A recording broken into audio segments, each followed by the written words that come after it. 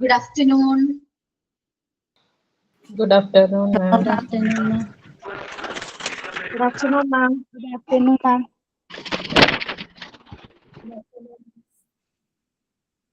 Good afternoon all. Prayer ആരാണ്? Yes, ma'am. Prayer. പറഞ്ഞോളൂ. Dear God, we come before you with humble hearts, seeking guidance and wisdom. Grant us the strength to overcome challenges and the courage to pursue our dreams. May your love and light shine upon us, filling our lives with peace, joy, and gratitude. Thank you for listening to our prayers and guiding us on your journey. May we always walk in your loving presence. Thank you. Thank you. Signing and thought of the day. Thought of the day, ma'am. Hi. Good afternoon, ma'am.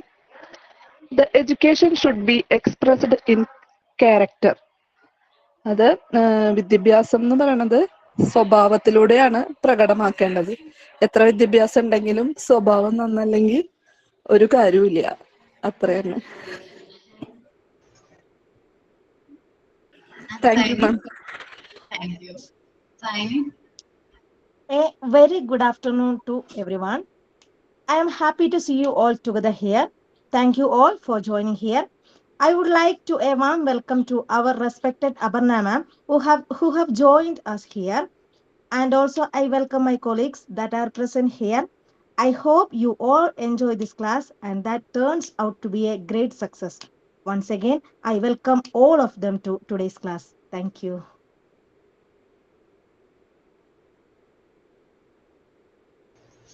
നമ്മൾ last ക്ലാസ്സിൽ discuss ചെയ്ത chapter ഏതായിരുന്നു? First aid. First aid start ചെയ്തിട്ടുള്ളൂ. First aid box prepare ചെയ്യാൻ പറഞ്ഞിട്ടുണ്ടായിരുന്നു. Drawing വരെ എത്തി. Drawing. First aid box നിങ്ങൾ പ്രസന്റ് ചെയ്തോ? പ്രിപ്പയർ ചെയ്യാൻ പറഞ്ഞിരുന്നു മാം. ചെയ്തോ? ചെയ്തിട്ടുണ്ട്. നമുക്ക് ലാസ്റ്റ് ടൈമില് എന്ത് ചെയ്യാം, ഫസ്റ്റ് എയ്ഡ് ബോക്സ് ഒന്ന് ജസ്റ്റ് കാണിച്ചാൽ മതി. എല്ലാവരും ഒന്ന് ഇതിന്റെ ഐറ്റംസ് ഉണ്ട് എന്ന് പറഞ്ഞിട്ട് ഒന്ന് എല്ലാവരും ഒന്ന് പ്രസ് ചെയ്താൽ മതി. പ്രിപ്പയർ ചെയ്തവര് ലാസ്റ്റ് നമ്മൾ എവിടെ വരെയാണ് ഡിസ്കസ് ചെയ്തിരിക്കുന്നത്? ഡ്രോയിങ് വരെ. ഡ്രോയിങ് വരെ അല്ലെ? ബാലൻസ് ആൻഡ് സ്കിൽസ് ആണ്. ഓക്കെ, നമ്മള് സിറ്റുവേഷൻസ് ആണ് പറയുന്നത്. നമ്മൾ എന്താ പറയാ, ആക്സിഡൻസ് എപ്പോ വേണമെങ്കിലും ഹാപ്പൻ ചെയ്യും. സോ നമ്മള് ഈ ആക്സിഡൻസ് സംഭവിക്കുമ്പോൾ നമ്മൾ എന്താ പേടിച്ച് മാറി നിൽക്കല്ല വേണ്ടത്. അതിന് പ്രോപ്പർ ആയിട്ട് ഫസ്റ്റ് എയ്ഡ് കൊടുക്കുകയാണ് ആ പേഷ്യന്റ് അല്ലെങ്കിൽ ആ വ്യക്തിക്ക് എത്രയും പെട്ടെന്ന് ഫസ്റ്റ് എയ്ഡ് ഇമ്മീഡിയറ്റ് ആയിട്ട് ട്രീറ്റ്മെന്റ് പ്രൊവൈഡ് ചെയ്യുകയാണെങ്കിൽ നമുക്ക് ആ വ്യക്തിനെ ജീവിതത്തിലേക്ക് തിരിച്ചു കൊണ്ടുവരാനായിട്ട് പറ്റും. അപ്പൊ അതില് നമ്മൾ ഓരോ ആക്സിഡൻസ് പറഞ്ഞു, ഓരോ ആക്സിഡൻസിന്റെ സിംറ്റംസും അതേപോലെ തന്നെ ഏത് ടൈപ്പ് ഓഫ് ഫസ്റ്റ് എയ്ഡ് ആണ് കൊടുക്കേണ്ടത് എന്നൊക്കെ പറഞ്ഞു. ഡ്രോയിങ് വരെയും പറഞ്ഞു നിർത്തിയെന്നാ പറഞ്ഞത്. അപ്പൊ CPR-നെ കുറിച്ചിട്ട് ഞാൻ പ്രിപ്പയർ ചെയ്യാൻ പറഞ്ഞിട്ടുണ്ടാവുമല്ലോ. CPR പറഞ്ഞിരുന്നു. പറഞ്ഞിട്ടുണ്ടായിരുന്നു. അപ്പൊ ആർക്കായിരുന്നു ഒന്ന് പറയാൻ ഞാൻ എഴുതി വെച്ചിട്ടില്ല പേര്. ആരോടെ പ്രിപ്പയർ ചെയ്യാൻ പറഞ്ഞേ? ആർട്ടിഫിഷ്യൽ റെസ്പിറേഷൻ പറയാൻ ഇനിയുന്നത് അഞ്ജുവാന്ന് തോന്നുന്നു. അഞ്ജുവിന് പറ്റില്ല പറഞ്ഞിട്ട് എന്റെ അടുത്ത് പറയാൻ പറഞ്ഞിട്ടുണ്ടായിരുന്നു. Okay, artificial respiration. CPR അറിയില്ല, ആരെനിക്ക് അറിയില്ല. CPR ആരായിരുന്നു പ്രിപ്പയർ ചെയ്യാൻ പറഞ്ഞേ? അഞ്ജിതയാണ് മാം. അഞ്ജിത. ഇല്ല, അഞ്ജിത. വേറെ ആരെങ്കിലും നോക്കാം നമുക്ക്. രമ്യ എന്നല്ലേ മോന്റെ പേര്? അതെ. ആർട്ടിഫിഷ്യൽ റെസ്പിറേഷൻ എങ്ങനെയാണെന്നുള്ളത് പറഞ്ഞോട്ടോ. Okay. Artificial respiration. It is also known as CPR, അഥവാ cardiopulmonary resuscitation or rescue breathing. അങ്ങനെ അതിനെ പറയുന്നുണ്ട്. ആർട്ടിഫിഷ്യൽ റെസ്പിറേഷന് റെസ്ക്യൂ ബ്രീത്തിങ് എന്നും പറയുന്നുണ്ട്. It is a life-saving technique that helps someone who has stopped breathing or is having trouble in breathing. It involves providing breath to the person to maintain oxygen flow to the brain and other vital organs. അതായത് നമ്മൾ ഈ ശ്വാസം നിലച്ചു പോയിട്ടുള്ള അല്ലെങ്കിൽ ശ്വസിക്കാൻ ബുദ്ധിമുട്ടുള്ള ഒരാളെ സഹായിക്കുക അല്ലെങ്കിൽ ആ ജീവൻ രക്ഷിക്കുന്ന ഒരു സാങ്കേതിക വിദ്യയാണ് ഈ ആർട്ടിഫിഷ്യൽ റെസ്പിറേഷൻ എന്ന് പറയുന്നത്. തലച്ചോറിലേക്കും മറ്റ് നമ്മളെ അവയവങ്ങളിലേക്കും ഓക്സിജന്റെ ഒഴുക്ക് നിലനിർത്താൻ ഈ ആർട്ടിഫിഷ്യൽ റെസ്പിറേഷൻ ചെയ്യുന്നതിലൂടെ സാധിക്കുന്നുണ്ട്. ഈ ശ്വാസം നൽകുന്നതിലൂടെ സാധിക്കുന്നുണ്ട്. അത് തന്നെ നമ്മളിത് എപ്പോഴൊക്കെയാണ് യൂസ് ചെയ്യേണ്ടത് വെച്ചാല് കാർഡിയാക് അറസ്റ്റ് സംഭവിക്കുമ്പോൾ, അതുപോലെ drowning, choking, severe injury or illness, അതായത് ഹൃദയസ്തംഭനം, മുങ്ങി മരിക്കുക, അങ്ങനെ വെള്ളത്തിൽ മുങ്ങി ഇതാവുമ്പോൾ, പിന്നെ ശ്വാസം മുട്ടൽ വരുന്ന ആൾക്ക്, പിന്നെ ഗുരുതരമായിട്ട് എന്തെങ്കിലും പരിക്കോ അല്ലെങ്കിൽ രോഗമുള്ള ആളുകൾക്കൊക്കെയാണ് നമ്മൾ ഈ ആർട്ടിഫിഷ്യൽ റെസ്പിറേഷൻ കൊടുക്കുന്നത്. ഇത് തന്നെ രണ്ട് ടൈപ്പ് ആർട്ടിഫിഷ്യൽ റെസ്പിറേഷൻ ഉണ്ട്. ഒന്ന് മൗത്ത് ടു മൗത്ത് റീസസിറ്റേഷൻ, പിന്നെ രണ്ടാമത്തത് bag valve mask ventilation. Mouth to mouth resuscitation എന്ന് പറഞ്ഞാൽ direct breath are given to the person, ആ പേഴ്സണ് ഡയറക്റ്റ് ആയിട്ട് മൗത്ത് ടു മൗത്ത് ബ്രീത്തിങ് കൊടുക്കുന്നത്. രണ്ടാമത്തത് ബാക്ക് വാൽവ് മാസ്ക് വെന്റിലേഷൻ എന്ന് പറഞ്ഞാൽ a device used to provide breath, ഒരു ഡിവൈസ് യൂസ് ചെയ്തിട്ട് ബ്രീത്ത് കൊടുക്കുന്ന, ശ്വാസം കൊടുക്കുന്നതാണ് BVM, ബാക്ക് വാൽവ് മാസ്ക്. പിന്നെ ഇത് ഹൗ ടു പെർഫോം, എങ്ങനെ ഇത് പെർഫോം ചെയ്യുമെങ്കിൽ നമ്മൾ first check the person Airways breathing and circulations, അതായത് ആ വ്യക്തിന്റെ നമ്മുടെ ശ്വാസനാളം, ശ്വസനം, രക്തചംക്രമണം ഇവയൊക്കെ പരിശോധിക്കുക. അതിനുശേഷം വേണം നമ്മൾ CPR സ്റ്റാർട്ട് ചെയ്യാൻ. അല്ലെങ്കിൽ റെസ്ക്യൂ ബ്രീത്തിങ് കൊടുക്കാൻ സെക്കൻഡ് സ്റ്റെപ്പാണ് start CPR. Third continue until the medical help, ആ മെഡിക്കൽ ഹെൽപ്പ് എത്തുന്നത് വരെ നമ്മൾ ഈ പ്രോസസ്സ് കണ്ടിന്യൂ ചെയ്തുകൊണ്ട് ഇരിക്കണം. ഇതിന്റെ ഇമ്പോർട്ടൻസ് എന്താന്ന് വെച്ച് കഴിഞ്ഞിട്ടുണ്ടെങ്കിൽ നമ്മള് ഈ എന്താ പറയാ സേവ് ലൈഫ് ബൈ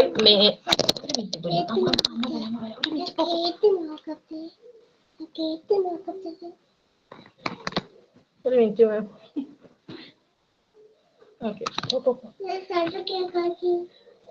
ഇതിന്റെ ഇമ്പോർട്ടൻസ് എന്ന് പറയുന്നത് സേവ് ലൈഫാണ്. അതായത് നമ്മൾ അയാളുടെ ലൈഫ് നമുക്ക് സേവ് ചെയ്യാൻ പറ്റും. ഓക്സിജൻ സപ്ലൈ മെയിൻറ്റെയിൻ ചെയ്യുന്നതിലൂടെ നമുക്ക് അവരുടെ ലൈഫ് സേവ് ചെയ്യാൻ പറ്റും. പിന്നെ ബ്രിഡ്ജ് ദ ഗ്യാപ്പ്, അതായത് അണ്ടിൽ മെഡിക്കൽ പ്രൊഫഷണൽസ് എത്തുന്നതിന് ആ സമയത്തിൻ്റെ ഉള്ളിൽ നമുക്കൊരു ഗ്യാപ്പ് ഉണ്ടാവില്ലേ, അത് നമുക്ക് മെയിൻറ്റെയിൻ അത് ഗ്യാപ്പ് ഉണ്ടാവാതെ നമുക്കത് ഇതാവാൻ അവർക്ക് എന്താ പറയാ ആ ഗ്യാപ്പ് ഫില്ല് ചെയ്യാൻ പറ്റും. പിന്നെ ക്രിട്ടിക്കൽ ഇൻ എമർജൻസീസ്, അതായത് ഈ കാർഡിയാക് അറസ്റ്റ് പോലുള്ള ഇങ്ങനത്തെ ഇതൊക്കെ സംഭവിക്കുന്ന സമയത്ത് നമുക്ക് എന്താ പറയാ ഈ ആർട്ടിഫിഷ്യൽ ബ്രീത്തിങ് നമുക്ക് ഭയങ്കരമായിട്ട് ഇമ്പോർട്ടൻ്റ് ആയിട്ട് ഹെൽപ്ഫുൾ ആയിരിക്കും. പിന്നെ പറയുന്നത് എന്താണ്, പിന്നെ അതിലെന്താ പറയാനുള്ളത്, പിന്നെ ഇതിന്റെ ഈ ട്രെയിനിങ്ങിന്റെ ഇതെന്താ വെച്ചെങ്കിൽ it is essential to receive proper training to perform artificial respiration effectively and safely. Many organization offer CPR and first aid training course. അതായത് ഈ ആർട്ടിഫിഷ്യൽ റെസ്പിറേഷൻ ഫലപ്രദമായിട്ടും സുരക്ഷിതമായിട്ടും കൊടുക്കുന്നതിന് ഓരോ സംഘടനകളും ഇതിനുള്ള എന്താ പറയാ കോഴ്സുകളൊക്കെ കൊടുക്കുന്നുണ്ട്. പിന്നെ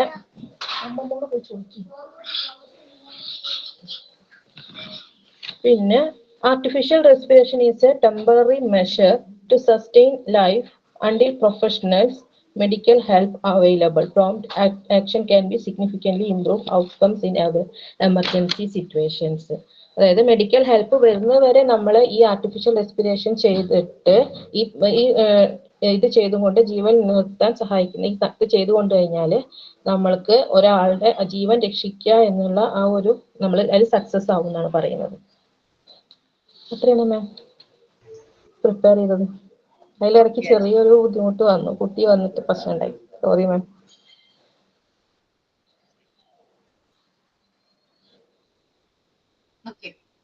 CPR ആരോടാ പറയാൻ പറഞ്ഞത്? ആളുണ്ടോ ക്ലാസ്സിലിപ്പോ?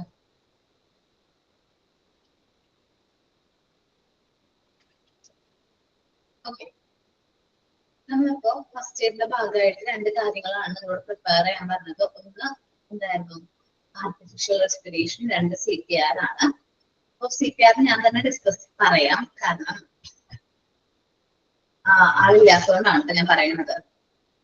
അപ്പൊ പെട്ടെന്ന് ഹൃദയം സംഭവിക്കൂലേ വെച്ചാല് നമ്മുടെ ഹാർട്ട് സ്റ്റോപ്പ് ആകുന്ന സിറ്റുവേഷനിൽ അല്ലെങ്കിൽ ബോധക്ഷയം സംഭവിക്കുക.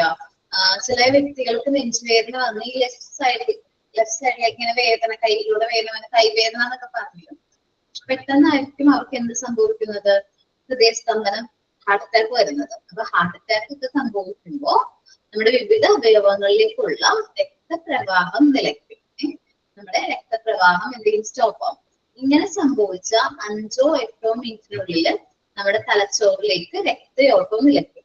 അങ്ങനെ ബ്രെയിൻ ഡെത്ത് സംഭവിക്കാതിരിക്കാൻ വേണ്ടിയിട്ട് നമ്മൾ ഉപയോഗിക്കുന്ന ഒരു മെത്തേഡാണ് ഏത്? CPR, cardio pulmonary റെസിസ്റ്റേഷൻ. Cardio pulmonary റെസിസ്റ്റേഷൻ, CPR.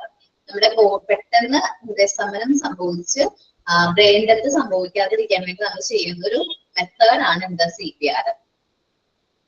CPR ചെയ്യുന്ന മൂലം നമുക്ക് നിലച്ചുപോയ ഹൃദയം പുനരാരംഭിക്കാനായിട്ട് പറ്റില്ല. നമുക്ക് എന്താ ചെയ്യാൻ പറ്റാന്ന് വെച്ചിട്ടുണ്ടെങ്കിൽ തലച്ചോറിലേക്കും ഹൃദയത്തിലേക്കും ഓക്സിജൻ അടങ്ങിയ രക്തത്തിന്റെ ഭാഗികമായ ഒഴുക്ക് എന്ത് ചെയ്യാൻ പറ്റും? പുനഃസ്ഥാപിക്കാനായിട്ട് പറ്റും.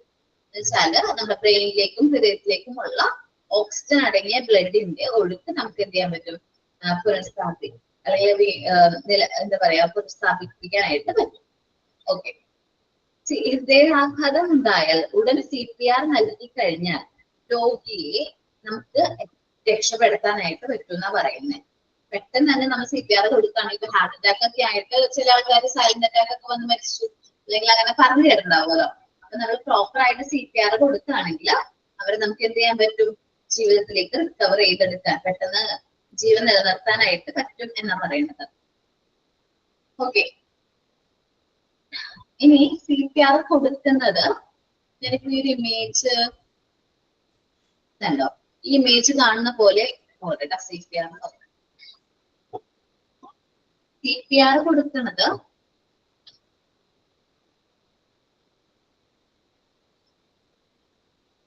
നമ്മുടെ നെഞ്ചിന്റെ ഭാഗത്തായിട്ടാണ്. എന്ന് വെച്ചിട്ടുണ്ടെങ്കിൽ നമ്മൾ മൂക്കിൽ ഇങ്ങനെ ഒരു വര വരയ്ക്കുമ്പോ അതേപോലെ തന്നെ നമ്മള് പിന്നെ ക്രോസ് ആയിട്ട് ക്രോസ് ആയിട്ട് വര വരയ്ക്കുമ്പോൾ ക്രോസ് കിട്ടുന്ന ഇടയ്ക്ക് ഒരു ജോയിൻ ചെയ്യുന്ന ഒരു പൊസിഷൻ ഉണ്ട്. അപ്പൊ ആ ഒരു പൊസിഷനിലാണ് നമ്മൾ എന്ത് കൊടുക്കുന്നത്?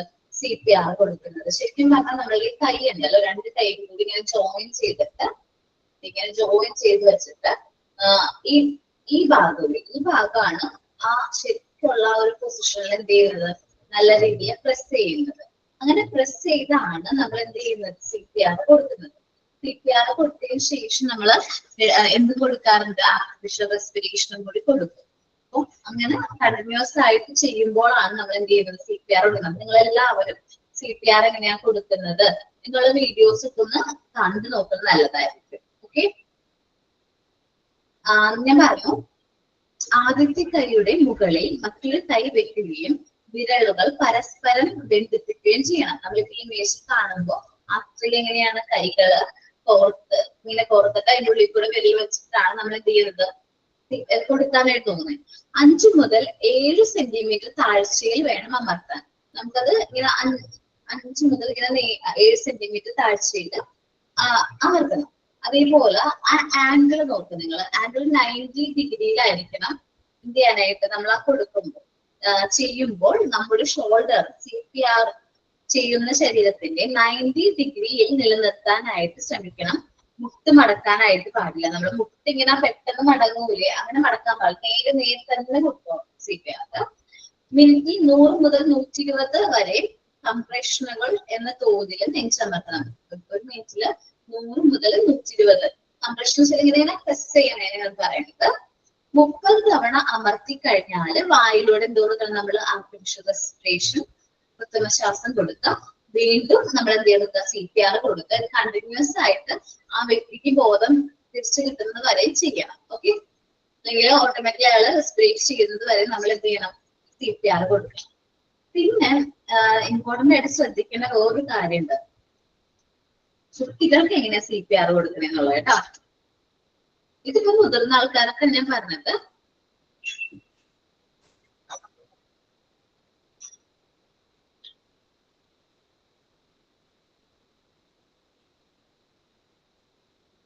കുട്ടികൾക്ക് എങ്ങനെയാണ് CPR കൊടുക്കുന്നത് നോക്കാം. നമ്മള്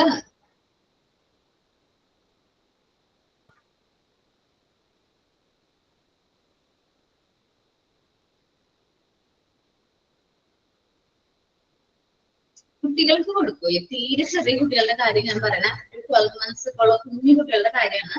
അങ്ങനെയാണെങ്കിൽ നമ്മൾ കൈയല്ല, നമ്മൾ 2 വിരലുകൾ യൂസ് ചെയ്തിട്ടാണ് എന്ത് ചെയ്യുന്നത്? CPR കൊടുക്കുന്നത്. നല്ല രീതിയിൽ പ്രസ് ചെയ്യും. ആ ഒരു ക്രോസ് പോയിന്റ് എടുത്തിട്ട് നല്ല രീതിയിൽ എന്ത് ചെയ്യും? പ്രസ് ചെയ്യും. വീണ്ടും എന്ത് കൊടുക്കും? ആർട്ടിഫിഷ്യൽ റെസ്പിറേഷൻ കൊടുക്കും. അങ്ങനെയാണ്. നമ്മളിപ്പോ മിക്കപ്പോഴും നിങ്ങൾ കേട്ടിട്ടൊക്കെ ഉണ്ടാവും, കുട്ടി ബക്കറ്റിൽ വീണു മരണം സംഭവിച്ചു എന്നൊക്കെ നമ്മൾ കേട്ടിട്ടുണ്ടാവും. പത്രത്തിലൊക്കെ വായിക്കുന്ന കാര്യമായിരിക്കും. നമ്മൾ കുട്ടീനെ കാണുമ്പോൾ തന്നെ നമ്മൾ പ്രോപ്പറായിട്ട് CPR ഒക്കെ കൊടുക്കുകയാണെങ്കിൽ ആ കുട്ടിക്ക് എന്താണ് ജീവിതത്തിലേക്ക് തിരിച്ചു കൊണ്ടുവരാനായിട്ട് പറ്റും. അപ്പൊ എല്ലാവരും, എല്ലാ പാരന്റ്സും എല്ലാ ടീച്ചേഴ്സും CPR ഒക്കെ കൊടുക്കുന്നത് എങ്ങനെയാണെന്ന് അറിഞ്ഞിരിക്കേണ്ടത് വളരെ ഇമ്പോർട്ടന്റ് ആയിട്ടുള്ള ഒരു കാര്യമാണ്. നെക്സ്റ്റ് ക്ലാസ്സിൽ CPR വേറെ ആർക്കെങ്കിലും കൊടുക്കാനായിട്ട് ഫുൾ കാര്യങ്ങൾ കണ്ടന്റ് പറഞ്ഞു തരാനായിട്ട് താല്പര്യമുള്ള കാര്യങ്ങളുണ്ടോ? ഇല്ല, ജസ്റ്റ് ഒന്ന് സൂചിപ്പിച്ചെന്നുള്ളൂ.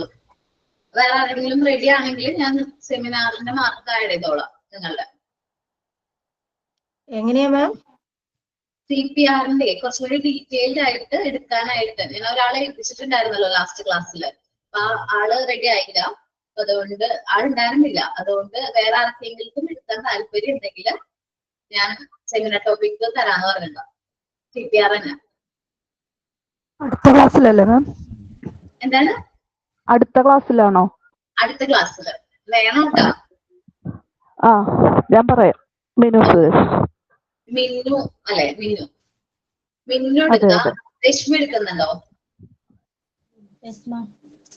ഓക്കെ, രശ്മി എടുക്കാം. ജിസ്ന? യെസ് മാം.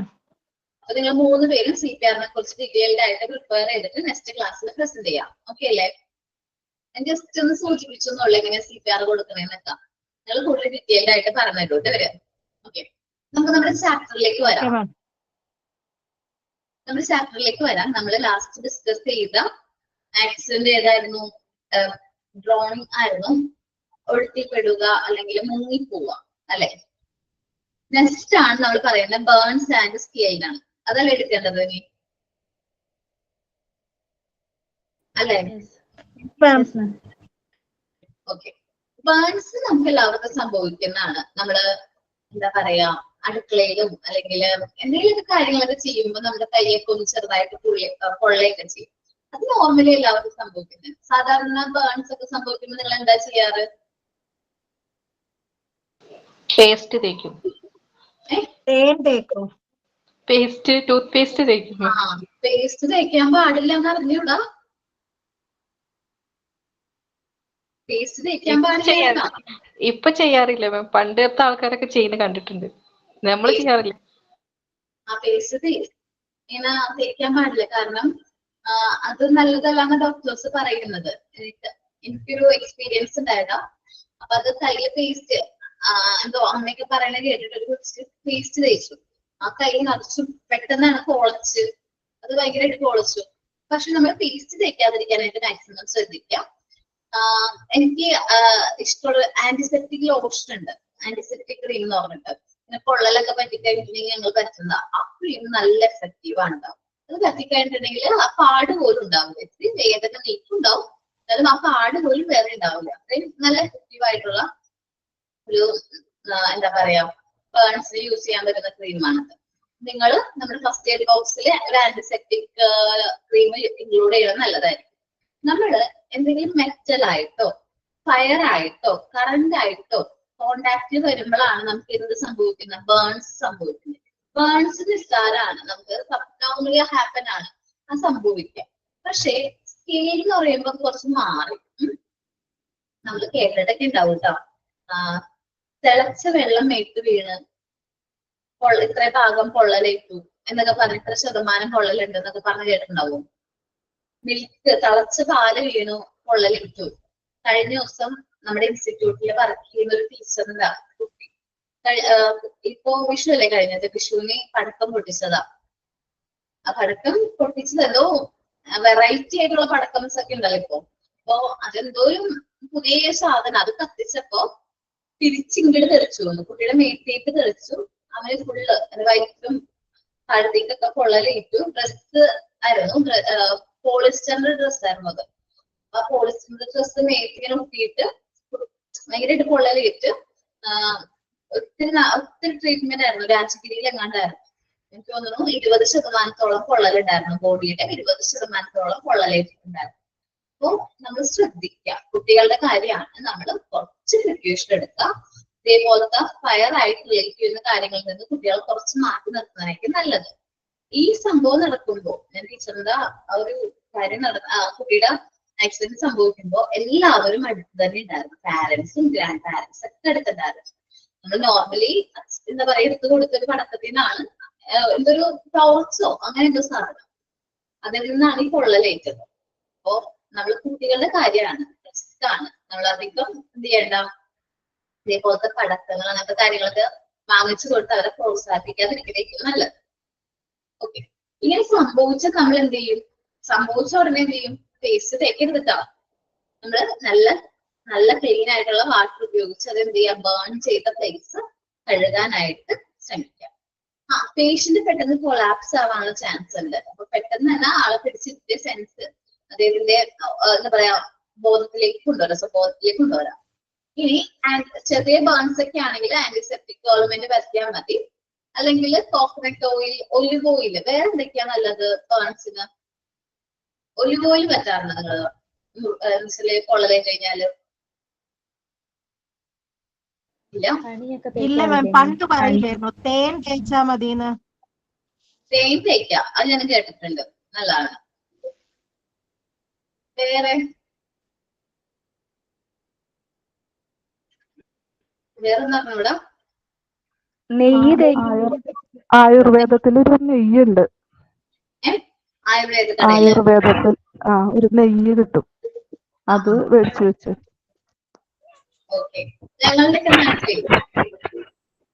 ആദ്യമൊക്കെ തണുത്ത പാലെല്ലാം ഒഴിക്കലേനു. പിന്നെ ഇപ്പൊ ആയുർവേദത്തിന്റെ ഒരു ഓയിൻമെന്റ്, അതൊരു ഫസ്റ്റ് എയ്ഡ് ആയിട്ട് എപ്പോഴും അടുക്കളയിൽ വെക്കൽ തന്നെയാണ്. അത് നല്ല യൂസ് ആണ്.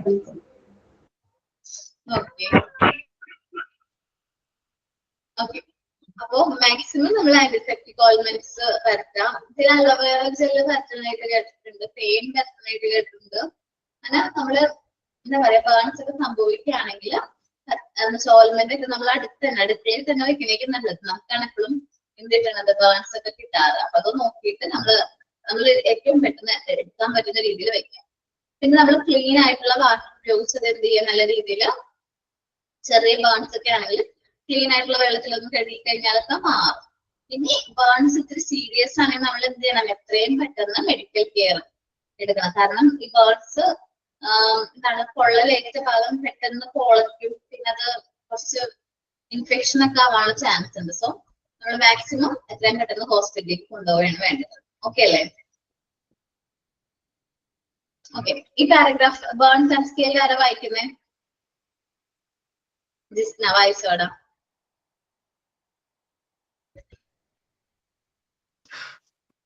Burns and scars. A person may get burns by fire, a piece of metal, or by current. Sometimes the burns are caused by boiled water, milk, etc. Then it is called scars. The burned place should be saturated by clean water. If the patient has collapsed, try to bring him to his senses. The patient or antiseptic ointment for burns should be applied. Coconut oil and clean water are also helpful in site burning. ബേണിങ്സ്. മാം എനിക്കില്ലേ മാം ജലദോഷാണ്, അതുകൊണ്ടാണ് കുഴപ്പമില്ല ചെറിയൊരു കുഴപ്പമില്ല ബുദ്ധിമുട്ട്. Okay കുഴപ്പമില്ല കേട്ടോ. The first aider should, if the burn is serious, medical care is to be given. Okay ഏട്ടാ അത്രേ ഉള്ളൂ.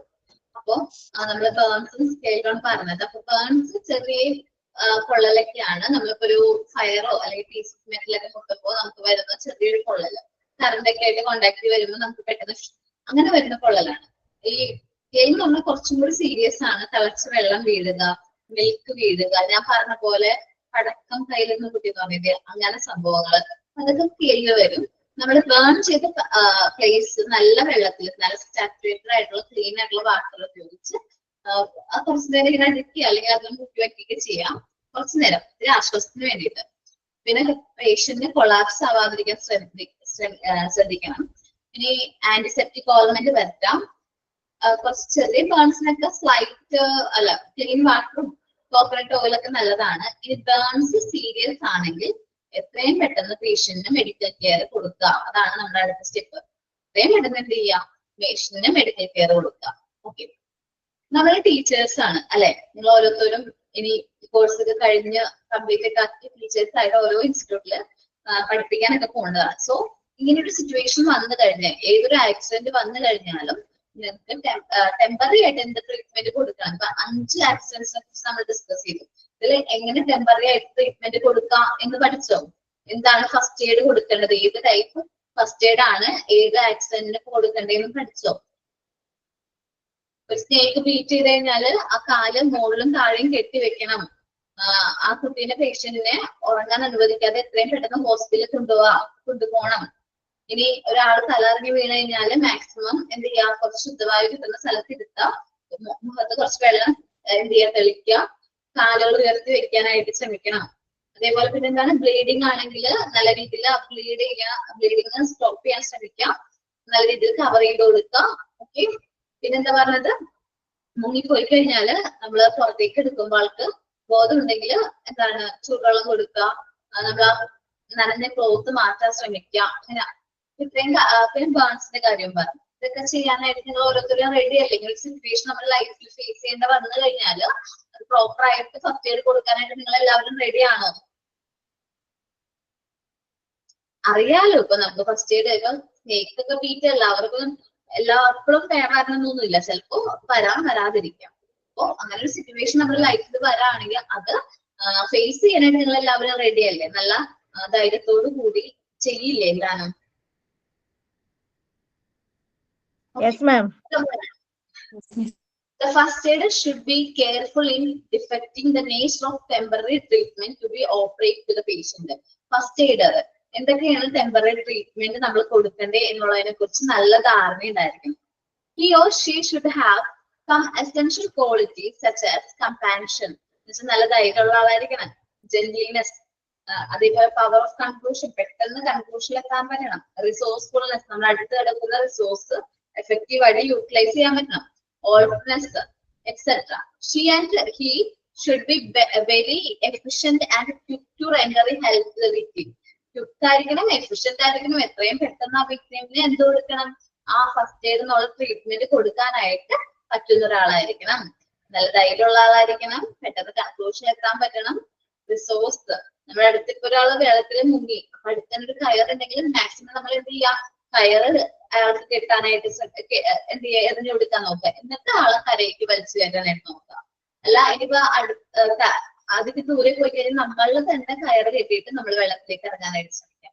സോ അല്ലെങ്കിൽ ഇപ്പൊ ഒരു സ്നേക്ക് ബീറ്റിന്റെ കേസ് പറയുകയാണെങ്കിൽ കാലിൽ പാമ്പെങ്ങാനും കടിച്ചു കഴിഞ്ഞാൽ തൊട്ട് മുകളിലും താഴെയായിട്ട് എന്ത് ചെയ്യാൻ നല്ല രീതിയിൽ ബാൻഡേജ് ചെയ്യാനായിട്ട് അറിഞ്ഞിരിക്കണം. ഇപ്പൊ അങ്ങനെ ചെയ്തു കൊടുക്കണം.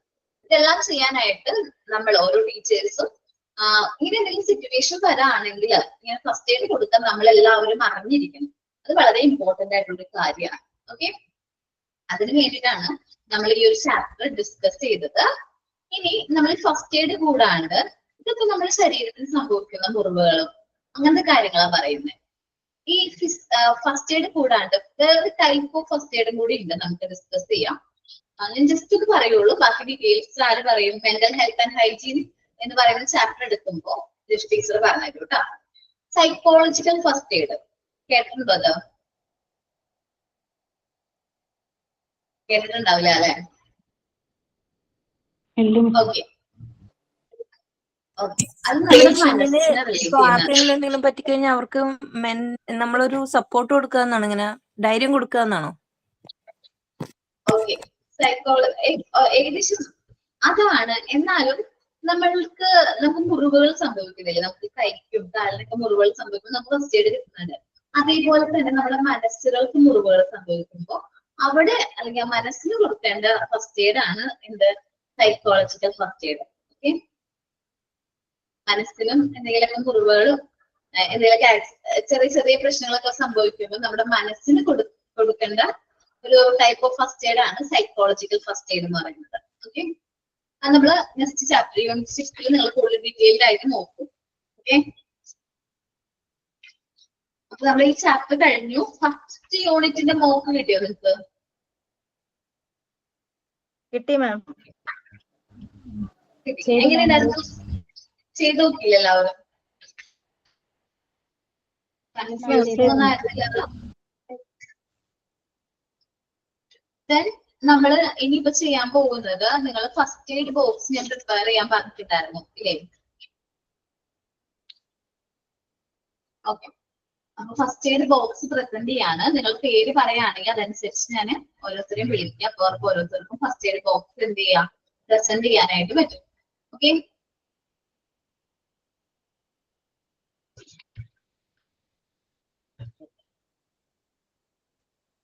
ഒന്ന് പേര് അയച്ചേ.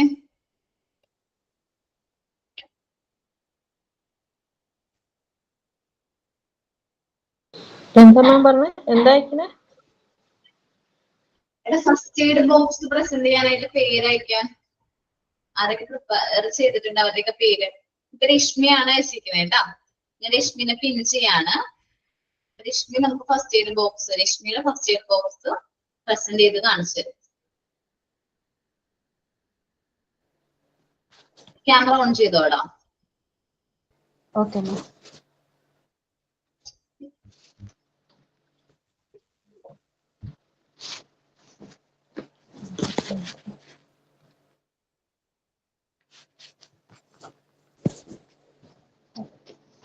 മാം കാണാൻ പറ്റുന്നുണ്ടോ?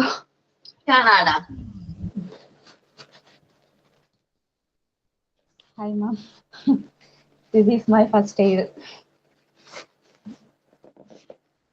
എക്സ്പ്ലെയിൻ ചെയ്യണോ എന്തൊക്കെ ഉണ്ടെന്ന്? എക്സ്പ്ലെയിൻ ചെയ്തോടാ.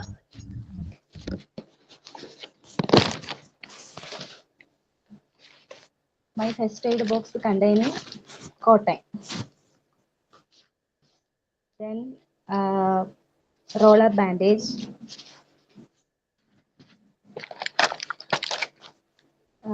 then surgical tape,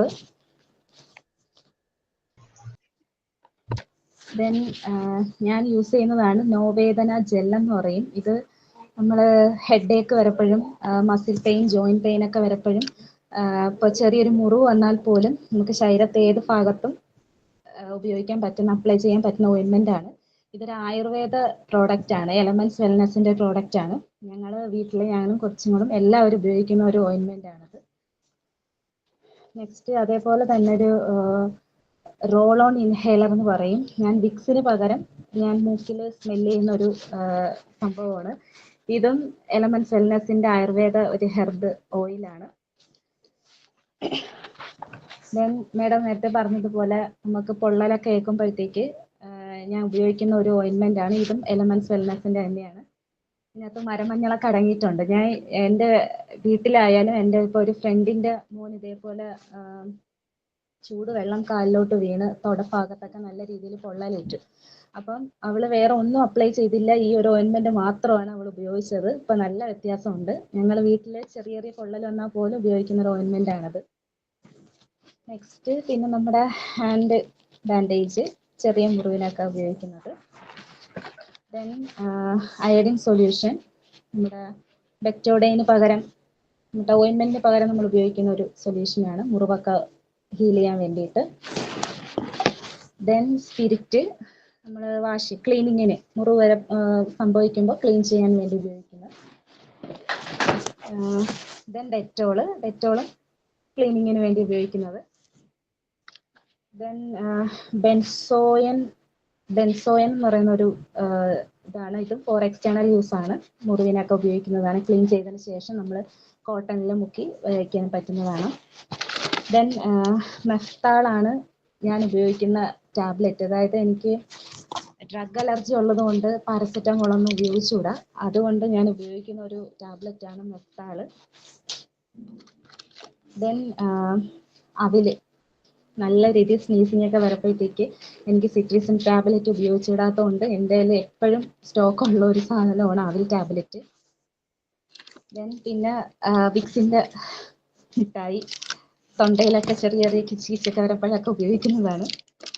പിന്നെ ചെറിയ സിസർ. ഇത്രയാണ് എൻ്റെ ഫസ്റ്റ് എയ്ഡ് ബോക്സിൽ ഞാൻ വച്ചിരിക്കുന്നത്. Thank you ma'am. ഓക്കേടാ.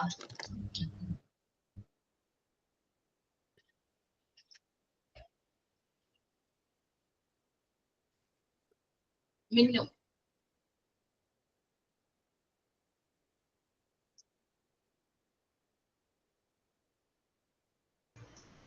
മിന്നു. 1 മിനിറ്റ് മാം, നെറ്റ് പ്രോബ്ലം. ഒരു മിനിറ്റ് കേട്ടോ, ഇപ്പൊ പറയാം. മിസ് അവര് കാണിക്കുന്ന സാധനം ഞങ്ങൾക്ക് കാണാൻ പറ്റുമോ? എനിക്കൊന്നും കാണാൻ പറ്റുന്നില്ല. എല്ലാവർക്കും അങ്ങനെയാണോ തോന്നിയത്? ഇല്ല മാം, എനിക്ക് കാണാൻ പറ്റി. എനിക്കൊന്നും കാണാൻ പറ്റുന്നില്ല. എല്ലാവർക്കും അതിനകത്ത് കാണാൻ പറ്റും. എനിക്ക് തോന്നുന്നു മോന്റെ ഫോണിൽ എന്തെങ്കിലും സെറ്റിങ്സ് ആയിരിക്കും പ്രശ്നം. ഓ, ഫോണിൽ എന്തെങ്കിലും സെറ്റിങ്സ് മാറിക്കിടക്കായിരിക്കും. അതെയാ. ഞാൻ ഇത്രയും കാലമായിട്ട് ക്ലാസ് തുടങ്ങിയിട്ട് എനിക്ക് അറ്റൻഡ് ചെയ്യാൻ പറ്റിയിട്ടില്ല. ഞാൻ ഇന്ന് ആദ്യമായിട്ട് ക്ലാസ്സിൽ കയറുന്നതാണ്. ആണോ? ആ, അതൊന്ന് നോക്ക്. അത് മിസ് പറഞ്ഞിട്ടില്ലായിരുന്നു എക്സാം ആയിട്ട് വെച്ചിട്ടുണ്ടായിരുന്നേനോ? എന്താണ്? എക്സാമിന്റെ എന്തെങ്കിലും ഇട്ടിട്ടുണ്ടായിരുന്നേനോ? അങ്ങനെ എന്തോ നേരത്തെ പറഞ്ഞു. ഓ, മോക്ക് ടെസ്റ്റ് ആണോ അവിടെ? ആ അതെന്താ മിസ്? എനിക്ക് മനസ്സിലായില്ല. നമ്മളൊരു ചാപ്റ്റർ കഴിയുമ്പോഴേ നമ്മൾ കുറച്ച് ഒരു ചാപ്റ്ററിൽ ഒരു യൂണിറ്റ് കഴിയുമ്പോ കുറച്ച് ക്വസ്റ്റ്യൻസ് നമുക്ക് എടുക്കും. അപ്പൊ നിങ്ങൾ അറ്റൻഡ് ചെയ്യണം. അത് മിസ് അതല്ല മിസ് അത് ഏതിലാ ഇട്ടത്? അത് ക്ലാസ് റൂമില് കയറിയിട്ട് എടുക്കുവാ വേണ്ടേ? ആ, മോന് ഒരു ഗ്രൂപ്പിലില്ല? ഉണ്ട്. ഗ്രൂപ്പിൽ ആഡ് ചെയ്തിട്ടുണ്ട്. അപ്പൊ ഞാൻ ഇന്നാണ് ഗ്രൂപ്പിലും കയറിയത്. ഞാൻ റെക്കോർഡ് ക്ലാസ്സും കാണാൻ കഴിയലില്ലായിരുന്നു. മോൻ ഹോസ്പിറ്റലിലെല്ലാം ആയിട്ട് സ്കൂള് കൂട്ടിയാതെ ഡോക്ടറും കളിയെല്ലായോണ്ട് ഒന്നും പറ്റിയിട്ടില്ല. ഇന്ന് മുതൽ ആണ് ഞാൻ ക്ലാസ് തന്നെ അറ്റൻഡ് ചെയ്യാൻ തുടങ്ങിയത്. ഓക്കേടാ, കുഴപ്പമില്ല. മോനും ബാക്കിയുള്ള റെക്കോർഡ് ക്ലാസ് കണ്ടാൽ മതി. പ്രസന്റ് ചെയ്തോട്ടാടാ. Okay ma'am. ഓക്കെ മാം, ഇപ്പൊ പറയാം കേട്ടോ. Good afternoon ma'am. ഞാൻ ചെറിയൊരു ബോക്സ് ആണ്. എന്തെങ്കിലും പറ്റിക്കഴിഞ്ഞാൽ സ്പിരിറ്റ് ഉണ്ട്. കേക്കാവോ മാം? കേക്കാം. സ്പിരിറ്റ് ആണ്. പിന്നെ മൂക്കടപ്പ് അതൊക്കെ ഉണ്ടെങ്കിൽ ഇൻഹെയിലർ എടുത്തിട്ടുണ്ട്. പിന്നെ വായയിലൊക്കെ ഇങ്ങനെ നമുക്ക് പെട്ടെന്ന് എന്തെങ്കിലും കടിക്കുമ്പോഴൊക്കെ പൊട്ടില്ലേ, അപ്പോൾ എൻ്റെ മക്കൾക്ക് സ്ഥിരമുള്ളതാണ്. അപ്പോൾ കാൻഡിഡിൻ്റെ ഒരു ജെല്ലാണത്. മൗത്തിന് പുരട്ടാനുള്ളതാണ്. അത് സ്ഥിരം ഉണ്ടാവും. പിന്നെ പാരസെറ്റമോള് വലിയവർക്ക് 650, ചെറിയ കുട്ടികൾക്കാണെങ്കിൽ 500ൻ്റെയും അതും എൻ്റെ കയ്യിലുണ്ട്. പിന്നെ പനി നോക്കാൻ തെർമോമീറ്റർ അങ്ങനെ. പിന്നെ ഇവിടെ എല്ലാവർക്കും ഗ്യാസിൻ്റെ പ്രശ്നമുള്ള കാരണം ഗ്യാസിൻ്റെ ഒരു ടാബ്ലറ്റ് ഒമസ് എന്ന് പറയും. പിന്നെ പുതിൻഹാരയുടെ ടാബ്ലറ്റ് ഉണ്ട്. പിന്നെ വയറ് പെട്ടെന്ന് എന്തെങ്കിലും നോണൊക്കെ കഴിക്കുമ്പോൾ കേടാവലിപ്പോൾ പൊതുവെ ഇവിടെ ഉള്ളതാണ്. അപ്പോൾ ഞാൻ മെട്രോജെൽ 400ന്റെ മെട്രോജെൽ ഗുളികയുണ്ട്, അത് ഉപയോഗിക്കാറുണ്ട്. പിന്നെ വയറ് എന്തെങ്കിലും ലൂസ് മോഷനൊക്കെ ആയിക്കഴിഞ്ഞാൽ പ്രോസ്പർ എന്ന് പറഞ്ഞിട്ടൊരു ഗുളിക, അതും സ്ഥിരം എടുത്ത് വെക്കുന്നതാണ്. പിന്നെ ചെവി വേദന, എൻ്റെ മക്കൾക്ക് ചെവി വേദന എപ്പോഴും വരുന്നത് രാത്രിയൊക്കെ ആവുമ്പോൾ, അപ്പം അതിനൊരു തുള്ളിമരുന്ന് സ്ഥിരം ഉണ്ടാവും, വാക്സോനിൽ എന്ന് പറഞ്ഞിട്ട് തുള്ളിമരുന്ന്. പിന്നെ മുറിവൊക്കെ പറ്റി കഴിഞ്ഞാൽ നിയോസ്പിരിൻ്റെ ഓയിൽമെൻ്റ് ഉണ്ട്. പിന്നെ കോട്ടൺ ഉണ്ട്. പിന്നെ വേദന ഓടി കളിച്ച് അങ്ങനെ വേദന, രാത്രി എന്നും കാല് കഴപ്പും ഒക്കെയാണ്. അപ്പം മൂന്ന് പറഞ്ഞിട്ടുള്ള ഇതാണ് ഉപയോഗിക്കുന്നത്. അങ്ങനെ ഇത്രയേ ഉള്ളൂ മാം. ഓക്കേടാ. വിജീഷ, മോനെ കാണാൻ പറ്റിയിരുന്നോ മിന്നുന? വിജീഷ കാണാൻ പറ്റുമായിരുന്നോ? നേരത്തെ അവതരിപ്പിച്ചത് കാണാൻ പറ്റിയിരുന്നു മാം. കാണാൻ പറ്റിയിരുന്നു. അല്ല, എന്താ വിജീഷ പറഞ്ഞത് കാണാൻ പറ്റുന്നില്ല എന്ന് പറഞ്ഞു. അപ്പൊ ഞാൻ എന്റെ ക്യാമറയിൽ ഓഫ് ചെയ്ത് നോക്കി, അത് കാണാൻ പറ്റുന്നുണ്ടായിരുന്നോ എന്ന് ചോദിച്ചാണ്. ഓക്കെ, നോക്കാം. ഇനി അടുത്താരാണ്? രമ്യ കേട്ടോ. Yes ma'am. ഇന്ത്യയില് 2 ഫസ്റ്റ് എയ്ഡ് ബോക്സ് ഉണ്ടായിരുന്നു. ഒരെണ്ണം പിള്ളേർ എടുത്തിട്ട് ഓടിപ്പോയി. അപ്പൊ കുട്ടികളുടെ മാത്രമേ ഇപ്പൊ കയ്യിലുള്ളൂ. ഉള്ളത് കാണിച്ചു തരാം മാം.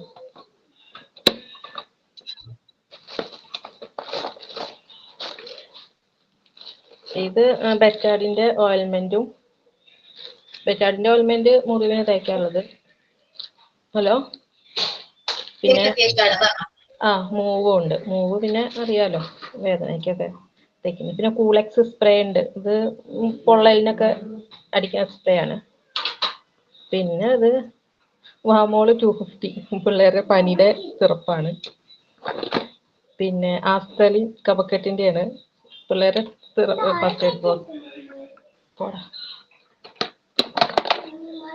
ഇതും അതെ, ആംബ്രോഡിലും അത് തന്നെയാണ്. സിറപ്പ്, കഫക്കെട്ട്, ചുമ, സ്നീസിങ് അതൊക്കെ ഉള്ളതിനാണ്. പിന്നെ ബേബി റബ്ബ് ഉണ്ട് പിള്ളേരുടെ. പിന്നെ അഡോള്, അതും പിള്ളേരുടെ പനിയുടെ സിറപ്പ് തന്നെയാണ്. പിന്നെ ആസ്തലിൻ നെബുലൈസ് ചെയ്യാനുള്ളതിൻ്റെ ഇതാണ്. നെബുലൈസ് ചെയ്യുന്ന മെഷീൻ കുറച്ച് വലുതാണ്, അത് കൊണ്ടുകൊണ്ട് നടക്കാൻ പ്രയാസമാണ്. പിന്നെ അത് നേസൽ ഡ്രോപ്സ് ആണ്, പിള്ളേരെ തന്നെയാണ് എല്ലാം. അത്രയൊക്കെയാണ്. മറ്റേ ബോക്സ് മുഴുവൻ പിള്ളേരെടുത്ത് ഓടിപ്പോയി. അത്രയേ ഉള്ളൂ.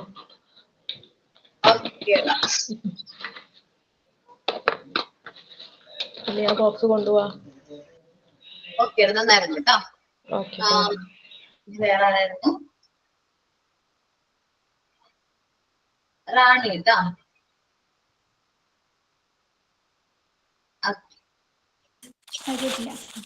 Good afternoon miss. Good afternoon Rani. ആദ്യമായിട്ട് ഞാൻ പറയുന്നത്, കുട്ടികൾക്ക് മുറിവൊക്കെ വന്നാൽ ഡ്രസ് ചെയ്യാൻ ഉപയോഗിക്കുന്ന കോട്ടൺ ആണിത്. അതുപോലെ തന്നെ ചെറിയ ബാൻഡേഡ്, പിന്നെ ടേപ്പ്. കേൾക്കുന്നുണ്ടോ മിസ്സേ? കേൾക്കുന്നുണ്ടോ? വലിയ ടൈപ്പാണ് മുറിവൊക്കെ ഇത് ചെയ്യാനുള്ളത്. അതിൻ്റെ ചെറിയ ടൈപ്പ് ഉണ്ട്. പിന്നെ അത് ഡ്രസ് ചെയ്യാൻ ഉപയോഗിക്കുന്ന ഓയിൽമെന്റ് ആണ്. പിന്നെ അടുത്തത് നമുക്ക് ജോയിന്റ് പെയിൻ ഒക്കെ വരില്ലേ? ജോയിന്റ് പെയിൻ വരുമ്പോൾ ഉപയോഗിക്കുന്ന സ്പ്രേ ആണിത്. പിന്നെ അതുപോലെ തന്നെ അതിൻ്റെ ഒരു ഓയിൽമെന്റും ഉണ്ട്, ഗോ 365 എന്ന് പറഞ്ഞിട്ട്. പിന്നെ ആ ജോയിന്റ് പെയിൻ വരുമ്പോൾ നമുക്ക് അവിടെ നിന്ന് യൂസ് ചെയ്യാനുള്ള ഒരു ബാൻഡേഡ്, അവിടെ കെട്ടി വെക്കാൻ ഒരു ബാൻഡേഡ്. പിന്നെ വിക്സ്, ടൈഗർ ബോം തലവേദനയ്ക്ക് ഉള്ളത്. പിന്നെ ഒരു ആക്സ് ഓയിൽ ഉണ്ട്, അത് ശക്തിയായിട്ട് തലവേദന വരുമ്പോൾ ഇത് ഉപയോഗിക്കുക. അതുപോലെ തന്നെ തുമ്മലൊക്കെ വരുമ്പോൾ ഇത് ഉപയോഗിച്ചാൽ നമുക്ക് പെട്ടെന്ന് തുമ്മൽ കുറയും. ഹസ്ബൻഡിന് തുമ്മലൊക്കെ ഉണ്ട്, അപ്പോൾ അത് പെട്ടെന്ന് കുറയും. ഇത് ശരിക്കും ഒന്ന് ഒരു ടവലിലൊക്കെ ചുറ്റിയിട്ട് ഒന്ന് ആക്കിയിട്ട് മണപ്പിച്ചിട്ടുണ്ടെങ്കിൽ. പിന്നെ പിന്നെ ഇത് വൈറ്റ് ഫീൽഡ് എന്ന് പറഞ്ഞ ഓയിൽമെന്റ് ആണ്. അത് നമുക്ക് റാഷസ് ഒക്കെ വരുമ്പോൾ ഉപയോഗിക്കുന്ന ഓയിൽമെന്റ് അത്. പിന്നെ പാരസിറ്റമോൾ ഉണ്ട്. കേൾക്കുന്നില്ലേ മിസ്സേ? പിന്നെ അലർജി ടാബ്ലറ്റ് ഉണ്ട്. ഞങ്ങൾക്ക് ഇടയ്ക്ക് തുമ്മൽ അങ്ങനെയൊക്കെ വരും ഇവിടെ, കുട്ടികൾക്കായാലും ഹസ്ബൻഡിനായാലും. അപ്പൊ പെട്ടെന്ന് ഉപയോഗിക്കുന്ന ടാബ്ലറ്റ് ആണ് ഈ അലർജി ടാബ്ലറ്റ്. പേര് ഞാൻ സിട്രിസിൻ ടാബ്ലറ്റ്.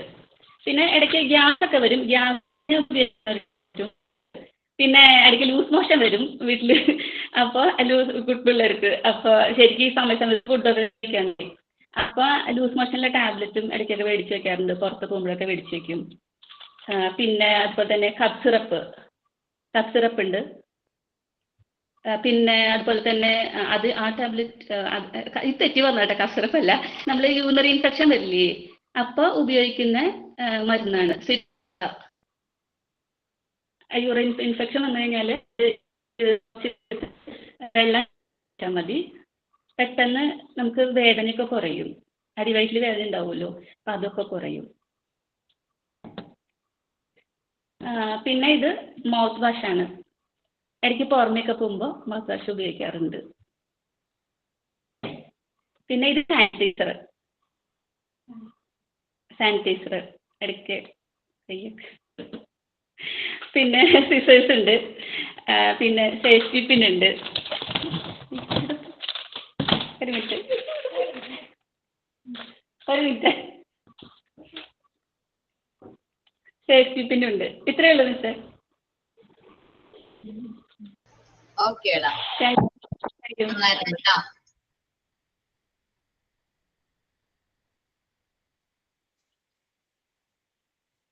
ഓക്കെ. ഇന്ന് ഫസ്റ്റ് എയ്ഡ് ബോക്സ് പ്രസന്റ് ചെയ്തവര് നന്നായിട്ട് ചെയ്തിട്ടുണ്ട്. ബാക്കിയുള്ളവർക്കൊക്കെ എന്ത് പറ്റി? ഞാൻ ചെയ്യാം മാം.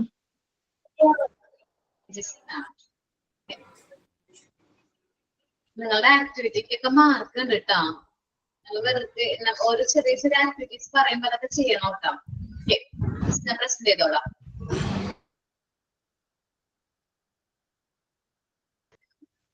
മ്യൂട്ടാടാ. Hi ma'am. ജലദോഷാണ്, അലർജീന്റെ പ്രശ്നമുണ്ട്, അതാ ഞാൻ മിണ്ടാതിരിക്കുന്നത്. പൊടിയടിച്ച അലർജി, അതുകൊണ്ട് തന്നെ ഫസ്റ്റ് തന്നെ സിട്രസിലാണ് കഴിക്കുന്നത്. ഇന്നൊരു അരക്കഷ്ണം കഴിച്ചിട്ടിരിക്കുക. ആൻഡ് ദെൻ പാരസെറ്റാമോള്, അത് എനിക്കുള്ളതും ഉണ്ട് പിള്ളേർക്കുള്ളതും ഉണ്ട്. പിന്നെ വിക്സ് എപ്പോഴും വേണം. എന്താ പറയാ, തലവേദന, ഈ പൊടി അടിച്ചു കഴിഞ്ഞാൽ അലർജീന്റെ പ്രശ്നം ഉള്ളതുകൊണ്ട് തലവേദന അങ്ങനെയുള്ള മറ്റു കാര്യങ്ങളൊക്കെ ഭയങ്കര ബുദ്ധിമുട്ടാണ്. അപ്പം എപ്പോഴും വിക്സ് തേച്ചുകൊണ്ടാണ് നടക്കുന്നത്. പിന്നെ കോട്ടൺ. പിന്നെ ഇത് പല്ലുവേദനേന്റെയാണ്. കൊച്ചിന് ചെറുക്കിന് പല്ലിന് ചെറിയൊരു ഇതുണ്ട്, പല്ലുവേദനേന്റെ ഗുളിക എപ്പോഴും ഉണ്ടാവും. പിന്നെ ഇത് വിക്സിന്റെ ഇൻഹേലർ ആണ്, അത് ജലദോഷത്തിന് ഉപയോഗിക്കാൻ വേണ്ടിയിട്ടാണ്. പിന്നെ എപ്പോഴും ബ്ലേഡ് ഉണ്ടാവും, എന്തായാലും ബ്ലേഡ് യൂസ് ചെയ്യുന്നുണ്ട്. കാരണം എന്തെങ്കിലുമൊക്കെ പെട്ടെന്നൊരു ആവശ്യം വരും, എന്തെങ്കിലും ഇതിന് വേണ്ടെങ്കിൽ ബ്ലേഡ് ഉപയോഗിക്കുന്നുണ്ട്. ആൻഡ് ദെൻ ഇത് സ്കൂളിൽ നിന്ന് കിട്ടിയ ഫോളിക് ആസിഡിന്റെ കുട്ടികൾക്കുള്ളത്, അത് ഫസ്റ്റ് എയ്ഡ് ബോക്സിൽ ഇട്ട് വെച്ചതാണ്. Folic acid, iron and folic ആസിഡിന്റെ ഗുളിക. ആൻഡ് ദെൻ രണ്ടുപേർക്കുള്ള, കുട്ടികൾക്കുള്ളതും ഞങ്ങൾക്കുള്ളതും വലുതവർക്കായിട്ടുള്ള ഇതിന്റെ ചുമയുടെ മരുന്നാണ്, കഫ് സിറപ്പാണ്. ആൻഡ് നേസൽ ഡ്രോപ്സ് വലിയവർക്കും കുട്ടികൾക്കും, എനിക്കും പിന്നെ കുട്ടികൾക്കുമായിട്ടുള്ള നേസൽ ഡ്രോപ്സ്. പിന്നെ സേഫ്റ്റി പിൻ ഇട്ടിട്ടുണ്ട്. സേഫ്റ്റി പിന്ന് അത് പിന്നെ മിക്കപ്പോഴും കാണാറില്ല, മുള്ളുകുത്തി അവിടെ ഇവിടെ എല്ലാം കളിച്ച് വരുമ്പോൾ മുള്ളുകുത്തി ഇട്ടൊക്കെ ഉണ്ടാവും. അപ്പൊ വെറുതെ ഇട്ട് വെച്ചിരിക്കുന്നതാണ്. ഇതും ഉണ്ടാവൂല, ഇപ്പൊ ഞാൻ എവിടുന്ന് തപ്പി പിടിച്ചോണ്ട് വന്നതാ. എടുത്തോണ്ട് പോകും പിള്ളേർ, ഇത് എടുത്തോണ്ട് പോക്കാണ് പണി. പിന്നെ ഇതൊരു ആന്റിസെപ്റ്റിക് ക്രീമാണ്, അതായത് പൊള്ളലോ എന്തെങ്കിലും പറ്റി കഴിഞ്ഞിട്ടുണ്ടെങ്കിൽ അതിൽ യൂസ് ചെയ്യുന്നത്. പിന്നെ പെണ്ണിന് അലർജീന്റെ പ്രശ്നമുണ്ട്, കൊതുക് എന്തെങ്കിലും കടിച്ചു കഴിഞ്ഞിട്ടുണ്ടെങ്കിൽ ആ ഭാഗം മുഴുവൻ ഇങ്ങനെ അലർജി ആയിട്ട് ചൊറിഞ്ഞ് പൊട്ടുന്നുണ്ട്. അപ്പൊ അതിനായിട്ട് ഉപയോഗിക്കുന്ന ഒരു ഓയിൽമെന്റ് ആണിത്. പിന്നെ ബഡ്സ് വെച്ചിട്ടുണ്ട്, ചെവിയിൽ ഇടാൻ വേണ്ടിയിട്ടുള്ളത്. നമുക്ക് ജസ്റ്റ് ക്ലീൻ എന്തെങ്കിലും ചെയ്യാനൊക്കെ ആയിട്ടാണെങ്കിലും ഇങ്ങനെ തുടച്ചൊക്കെ എടുക്കാൻ വേണ്ടിയിട്ടായിട്ടും ബഡ്സ് ആണ് യൂസ് ചെയ്യുന്നത്. പിന്നെ ഇത് നമുക്കിങ്ങനെ കയ്യിൽ കവർ ചെയ്യുന്ന, ഇങ്ങനെ കൈ ഇങ്ങനെ എന്തെങ്കിലും പറ്റി കഴിഞ്ഞിട്ടുണ്ടെങ്കിൽ കവർ ചെയ്യുന്ന ഒരെണ്ണാണ്. അത് എടുത്തു വെച്ചിരിക്കുന്നതാണ്. ഇവിടെ കൊച്ചിന് ഇങ്ങനെ ഇത് വയ്യാണ്ടായി കഴിഞ്ഞപ്പോൾ മേടിച്ചതായിരുന്നു. അപ്പൊ അതും ഇങ്ങനെ എടുത്തു വെച്ചിട്ടുണ്ട്. പിന്നെ ബാക്കിയുള്ളതെല്ലാം എടുത്തോണ്ട് പോയി ഈ പിള്ളേര്. Okay, thank U.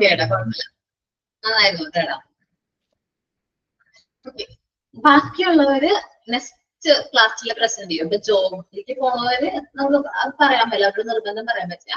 അല്ലാത്ത കുറെ പേരില്ലേ, അവര് next day first aid box prepare ചെയ്യോ, പ്രസന്റ് ചെയ്യോ? മിസ്, അപ്പൊ ഫസ്റ്റ് എയ്ഡ് ബോക്സിൽ ഞാനിപ്പോ എല്ലാവരും കാണിച്ചപ്പോ എനക്കൊന്നും കാണാൻ പറ്റിയിട്ടില്ല. അപ്പൊ അത് നമ്മൾ എടുത്ത് കാണിക്കണം. അല്ല, സംഭവം മോന് എന്തോ ഒരു പ്രശ്നം തോന്നുന്നുണ്ട്. എനിക്ക് തോന്നുന്നു സൂമിന്റെ പ്രശ്നം തന്നെ ആയിരിക്കും. ക്യാമറ ഓൺ ചെയ്തേ. എന്റെ ക്യാമറയാണോ? ക്യാമറ ഓൺ ചെയ്തേ. ചിലപ്പോ ക്യാമറയും ഓൺ ആവില്ല. ഇല്ല, ക്യാമറ ഓൺ ആവുന്നില്ല. അതിപ്പോ മോന്റെ സൂമിന്റെ പ്രശ്നമാണ് കേട്ടോ. അതിപ്പോ അത്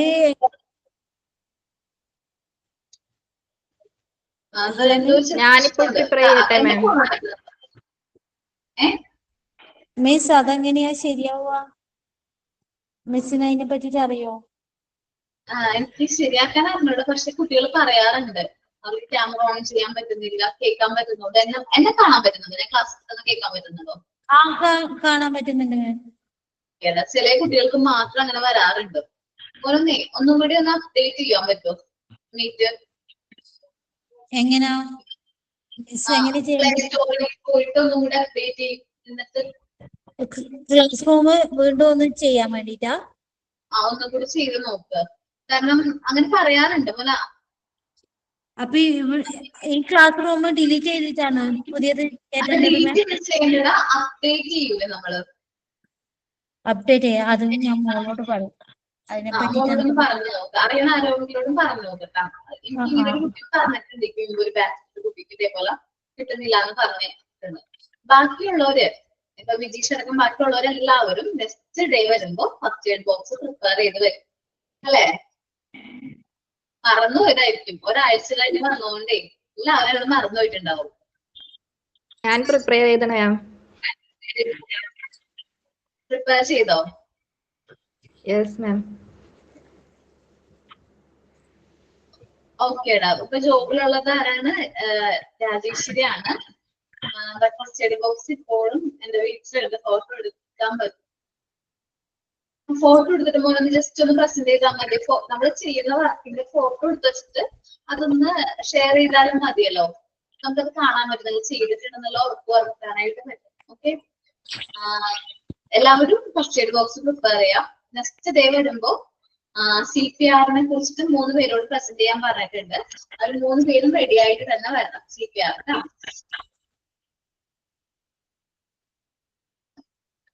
ഓക്കെ, ഞാൻ first എയ്ഡിന്റെ questions കൊടുത്തേക്കാട്ടോ. Questions.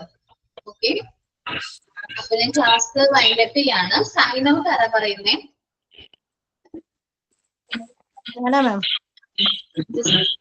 പറഞ്ഞോടാ. Thank you, ma'am, for your guidance and support. You gave us your valuable time with us. And also, dear friends, thank you all who have participated in this class. I hope you all have a great rest of your day. And we can see you in the next class. Thank you, ma'am, and thank you all.